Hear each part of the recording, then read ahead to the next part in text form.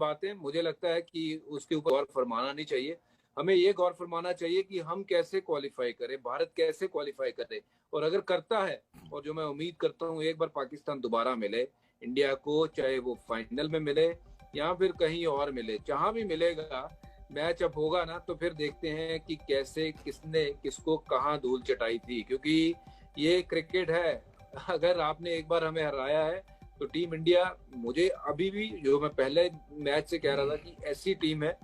कि पाकिस्तान अगर 10 बार इंडिया से खेलेगा तो इंडिया 8 बार पाकिस्तान को हराएगी। और आज भी मैं ये दावे के साथ कहता हूँ कि 10 मैच की सीरीज करवाओ, उसमें से 8 मैच पाकिस्तान हारेगा और भारत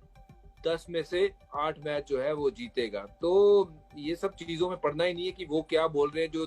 गिने चुने लोग ट्विटर पे भौंक रहे हैं, उनको भौंकने दो, करने दो अपना काम,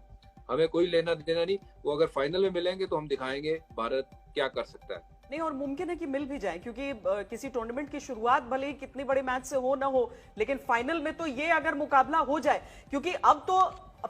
पासा भी पलटेगा ना, क्योंकि अभी तक तो पाकिस्तान कहता रहा कि हम अंडरडॉग्स हैं, और यहां पर हम देखिए नेट रन रेट में पाकिस्तान कहां पर है, 1.065, यानी कि जो टॉप 4 की टीमों में सबसे कम उन्हीं का नेट रन रेट है। अंक उनके 8 जरूर हैं, लेकिन आज की तारीख में अगर पहले मैच से पहले वो ये कहने का दम रखते रहे कि हम तो अंडरडॉग्स हैं, हमारे ऊपर कोई प्रेशर नहीं है, और वाकई वो प्रेशर नहीं रहता है, पर अगर फाइनल वाकई भारत और पाकिस्तान का हो जाता है तो पासा पलटकर प्रेशर उनके ऊपर ही आएगा, जहां पर जिनके देश में ये कहा जाने